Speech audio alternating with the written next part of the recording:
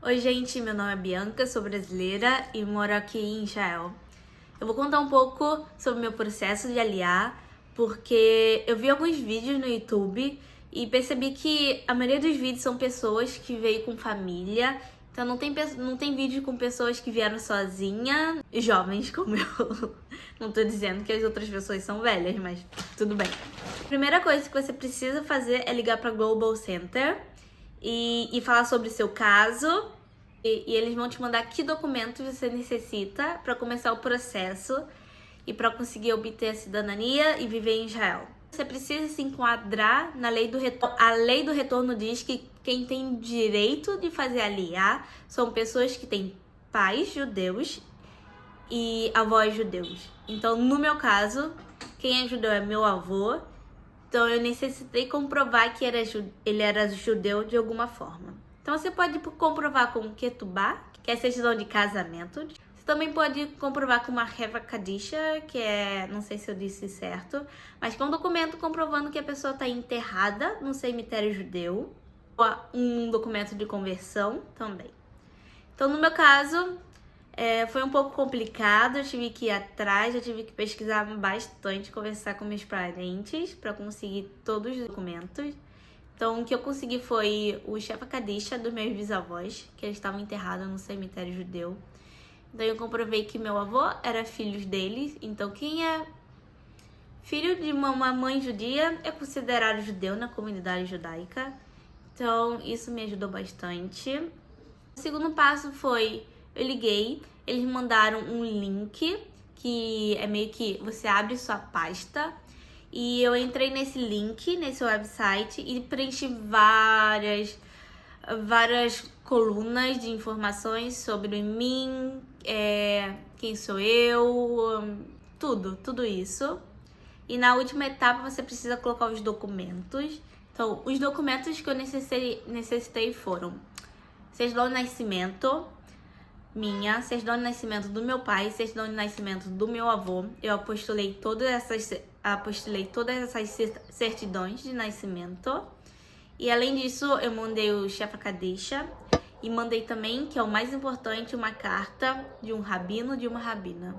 Então, como eu não fui criada numa comunidade judaica, foi um pouco complicado para mim conseguir esse documento, mas eu fui me inserindo numa comunidade em São Paulo e conversei com uma rabina e ela me deu essa carta. Então, eu mostrei os documentos comprovando que eu era, neta de um judeu. Então, ela viu os documentos, fez essa carta. E todos esses documentos e uma certidão de antecedentes criminais, sem estar apostilada nesse primeiro momento.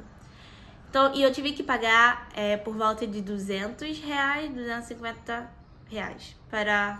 para eles. Nesse primeiro momento, você paga e espera até você receber um e-mail da agência judaica.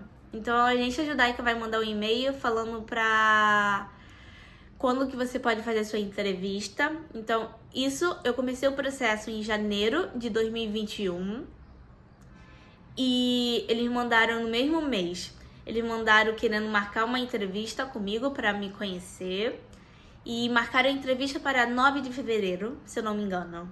Então, dia 9 de fevereiro, eu fiz essa entrevista. É uma entrevista super tranquila. Eles só perguntam quem é você, o que você faz aqui, como eles podem te ajudar, quais são as melhores opções para ti. Então, eu já sabia o que eu queria. Eu queria ir para um kibbutz, viver num kibbutz e fazer o PAN. Então, eu falei que eu queria. Eles me mandaram as opções de kibbutz e as datas. E eles demoraram 2 semanas. Uma semaninha, mas normalmente eles não demoram, é no mesmo dia. Mas eles demoraram um pouco para me mandar a relação dos kibbutz que estavam, dos kibbutz e das datas. Eles mandaram, eu escolhi no mesmo dia. E então, depois disso, eles precisam mandar toda a minha informação para o kibbutz para você receber uma aprovação do projeto, do PAN de lá, do kibbutz. Eu esperei 1 mês, mais ou menos, e 1 mês, 2 meses, demora um pouco esse processo da aprovação. Eu recebi uma carta falando que eu fui aprovada pelo kibbutz, e então depois disso eu tive que enviar meus antecedentes criminais apostilado para eles, e eles mandaram todos os meus documentos para Israel e para eles aprovarem minha pasta completamente. Em maio, se eu não me engano, eu recebi a aprovação da minha pasta e que estava tudo certo. Então, depois disso, você vai para a etapa do visto, mas eu não passei por essa etapa porque o consulado estava em greve, então eu não necessitei, eles me deram um documento que eu apresentei quando eu embarquei. E eu vim pela Keren Ledudut, que é uma organização, então, de direito. A agência judaica te dá 2 malas despachadas e a Keren Ledudut, a organização, te dá mais uma mala.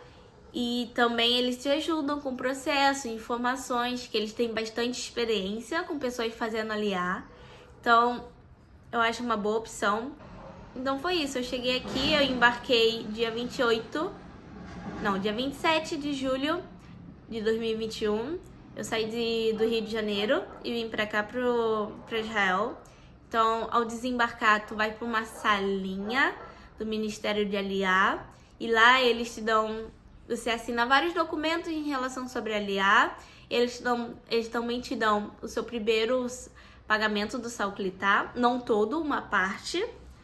E é isso. Então, os direitos que temos, eles pagam a nossa passagem, eles dão malas despachadas.